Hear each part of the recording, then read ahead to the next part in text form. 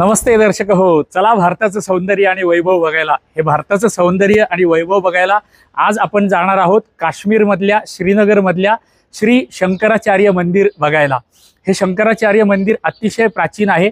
काश्मीर आणि श्रीनगर ही नावं ऐकून तुमच्या मनात जो विचार आला असेल तोच विचार माझ्याही मनात आहे की कालच म्हणजे 22 एप्रिल 2025 रोजी पहलगाममध्ये इस्लामिक आतंकवाद्यांचा हल्ला झालेला आहे. 23 तारखेला आम्ही आज शंकराचार्य मंदिर बघायला निघालेलो आहोत आणि माहित नाही की ह्याच्या पुढे तुम्हाला काश्मीरमध्ये जायला मिळेल की नाही आणि हे आज जे आपण बघणार आहोत ते शंकराचार्य मंदिर तुम्हाला बघायला मिळणार की नाही. पण जरी तुम्हाला प्रत्यक्ष जाऊन हे मंदिर बघायला मिळणार नसलं तरी सुद्धा आम्ही आजच्या चलचित्रामध्ये तुम्हाला हे शंकराचार्यांचं प्राचीन मंदिर संपूर्णपणे दाखवणार आहोत. त्यामुळे हे छोटंसं चलचित्र शेवटपर्यंत बघा ही तुम्हाला नम्र विनंती आहे. चला तर मग शंकराचार्य मंदिर बघायला जाऊयात. चला दर्शक हो, आता तर काश्मीरला फारसे महाराष्ट्रीयन लोक फिरायला जाणार नाहीत कारण परिस्थितीच तशी झालेली आहे. पण जे कोणी पर्यटक तिथे पूर्वी जात होते ते या दल लेक बघायला नक्की जात होते. सोनमर्ग, दल लेक, गुलमर्ग ही ठिकाणं बघायला जातच होते.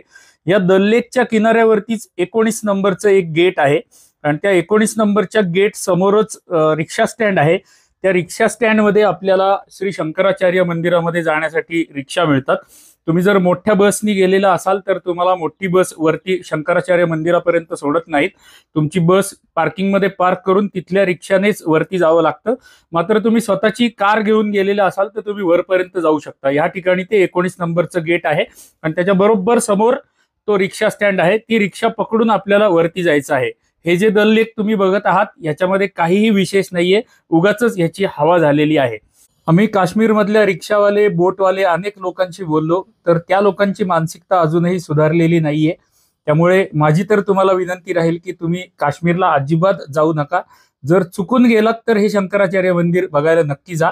या शंकराचार्य मंदिराच्या मार्गावरती रिक्षामधून जाताना आम्हाला हे सगळं जंगल दिसलं. वनविभागाची भूमी आहे. आपल्याला वनविभागाचं एक चेकपोस्ट पण आधी लागतं. ते चेकपोस्ट पार करून आपल्याला पुढे शंकराचार्य मंदिराकडे जावं लागतं आणि ह्या जंगलाच्या पलीकडेच खाली दल लेक आहे.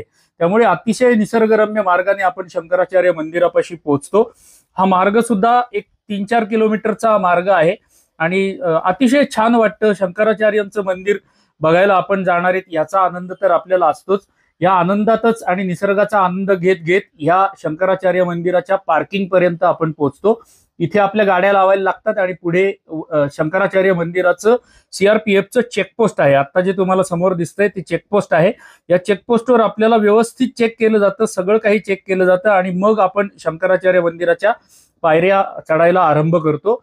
साधारण 250-300 पायऱ्या असतील, पण पायऱ्या अगदी बेबी स्टेप्स सारख्या छोट्या छोट्या पायऱ्या आहेत. अगदी वृद्ध व्यक्ती सुद्धा या पायऱ्या चढून सहज जाऊ शकतो. आम्ही 23 एप्रिल रोजी या शंकराचार्य मंदिराच्या दर्शनाला आलो होतो.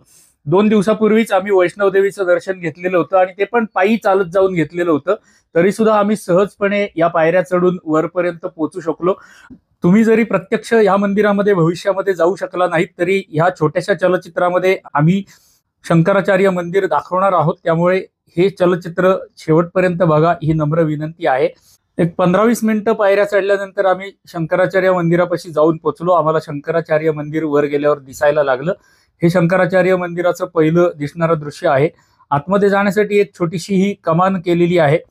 या कमानीतून आतमध्ये गेल्या गेल्याच डाव्या हाताला आणि उजव्या हाताला आपल्याला काही फलक लावलेले दिसतात आणि ह्या फलकांवरती इथल्या शंकराचार्य मंदिराची संपूर्ण माहिती लिहिलेली आहे. उजव्या बाजूला जो दिसतो आहे शंकराचार्य मंदिराच्या नावाचा फलक आहे आणि संपूर्ण परिसर अतिशय सुंदर आहे, निसर्गरम्य आहे. वरती वृक्षराजी भरपूर आहे. CRPFचा एक वरती कॅम्प आहे, त्यामुळे वरती भरपूर सैनिक असतात, आपले जवान असतात आणि हे फलक तिथे लावलेले आहेत. या फलकावरती संपूर्ण माहिती हिंदी आणि इंग्रजीमध्ये लिहिलेली आहे. अत्यंत प्राचीन मंदिर आहे. हिंदू राजांनी बांधलेलं हे प्राचीन मंदिर आहे शंकराचार्यांचं आणि शंकराचार्यांनी स्वतः इथे येऊन तपश्चर्या केलेली आहे. त्यामुळे हे अत्यंत पावन स्थान आहे असं ह्या सगळ्या फलकांवरती माहिती लिहिलेली आहे. या फलकांवरची माहिती वाचून आपण पुढे मंदिराच्या दर्शनाला जातो. मंदिराच्या प्रांगणामध्ये प्रवेश केल्याच उजव्या हाताला आपल्याला शंकराचार्यांचं एक छोटंसं मंदिर बांधलेलं दिसतं. इथे शंकराचार्यांची मूर्ती काचेमध्ये लावलेली आहे, त्यांचं आपण दर्शन घेतो. शंकराचार्यांचं दर्शन आपणही इथे घेऊ शकता. इथे शंकराचार्यांचं दर्शन घेतल्यानंतर आपण पुढे मुख्य मंदिराच्या पायऱ्यांच्या दिशेने जातो. या मुख्य मंदिराकडे वरती जाण्यासाठी असलेल्या पायऱ्या आहेत. संपूर्ण मंदिर दगडामध्ये बांधलेलं आहे. फारसं महाराष्ट्रातल्या मंदिरांसारखं नक्षीकाम या मंदिरावरती नाहीये, पण दगडाने बांधलेलं संपूर्ण बांधकाम इथे आपल्याला बघायला मिळतं. खालच्या काही पहिल्या पायऱ्यावर चढून गेल्यावरती आपल्याला एक मोठी घंटा टांगलेली दिसते. छोटंसं प्रांगण आहे मध्ये मंदिराच्या भोवती. मुख्य मंदिराकडे जाण्याच्या या ज्या पायऱ्या आहेत यांची चढण अतिशय तीव्र आहे, त्यामुळे मध्ये मध्ये टप्पे केलेले आपल्याला दिसतात. प्रत्येक टप्प्यावरती आपल्याला थांबता येतं. इथे आपण मुख्य गर्भगृहाच्या समोर येऊन पोहोचलेलो आहोत. मुख्य गर्भगृहामध्ये जाण्यापूर्वी आपण या मंदिराच्या भोवती असलेलं प्रांगण आधी बघून घेऊयात. हे आता आपण जे पटलावर बघत आहात हे मंदिराचं प्रांगण आहे. ह्या प्रांगणातून आपल्याला मंदिराला अर्धपरिक्रमा करता येते आणि ह्या मंदिराचा बाहेरचं जे दृश्य आहे चौकोनी आकार केलेले आहेत. खाली बहुतेक महादेवाच्या शिवयंत्राचा आकार केलेला आहे आणि तसाच आकार वरती मंदिराला केलेला आहे. हा परिसर संपूर्ण सुंदर आहे. वरनं आपल्याला श्रीनगर शहर सगळं खाली बघायला मिळतं. दल लेकचा काही भाग आपल्याला या ठिकाणाहून बघायला मिळतो आणि इथे आल्यानंतर तुम्ही इथला निसर्ग आणि समोरचं दृश्य बघून प्रसन्न व्हाल. इथे आल्यानंतर आम्ही काही स्वयं छायाचित्र काढली, जशी आता तुम्हाला पटलावरती दिसत आहेत. ही आमची स्वयं छायाचित्र आहेत. तुम्ही सुद्धा जर गेलात चुकून तर तुम्ही सुद्धा तुमची स्वयं छायाचित्र इथे काढालच, असं इथलं वातावरण असतं. आता आपण मुख्य गर्भगृहामध्ये जाऊन महादेवाचं दर्शन घेऊयात.